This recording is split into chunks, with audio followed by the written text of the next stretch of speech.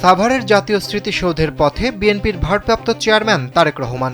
শুক্রবার শহীদ প্রেসিডেন্ট জিয়াউর রহমানের কবর জিয়ারত করে সাভারের পথে রওনা দেন তিনি। তবে তিনি জাতীয় স্মৃতিসৌধের বেদিতে ফুল দিয়ে শ্রদ্ধা জানাতে পারবেন না। নিয়ম অনুযায়ী জাতীয় স্মৃতিসৌধের বেদিতে সূর্যাস্তের আগে শ্রদ্ধা জানাতে হয়। এজন্য বিকেল 6টা 5 মিনিটে বিএনপির ভারপ্রাপ্ত চেয়ারম্যান তারেক রহমানের পক্ষে শ্রদ্ধা নিবেদন করা হয়। শ্রদ্ধা নিবেদন করেন বিএনপির স্থায়ী কমিটির সদস্য গয়েশ্বর রায়, আব্দুল মঈন খান, বিএনপির চেয়ারপারসন উপদেষ্টা কাউন্সিল সদস্য আমান উল্লাহ আমান, লুৎফুজ্জামান বাবর সহ কয়েকজন। এদিকে তারেক রহমানের আগমনকে কেন্দ্র করে সাভারের জাতীয় স্মৃতিসৌধ এলাকায় কঠোর নিরাপত্তা ব্যবস্থা গ্রহণ করা হয়েছে। পুলিশের পাশাপাশি র্যাব, বিজিবি ও গোয়েন্দা পুলিশ নিরাপত্তার দায়িত্বে কাজ করছে। সোনামণিকে নিয়ে আমি থাকি চিন্তামুক্ত, কারণ আমি ব্যবহার করি এসএমসি স্মাইল বেবি ডায়পার। এদিকে তারেক রহমানের নিরাপত্তার স্বার্থে সর্বসাধারণের জন্য জাতীয় স্মৃতিসৌধ প্রাঙ্গণ বন্ধ রাখা হয়েছে।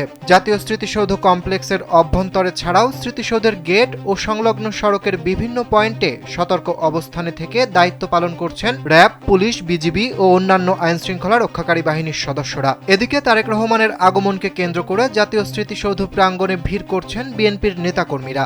বিভিন্ন স্লোগান দিয়ে ঢাকা আরিচা মহাসড়কের বিভিন্ন পয়েন্ট থেকে তারা জাতীয় স্মৃতিসৌধে এসে ভিড় করছেন।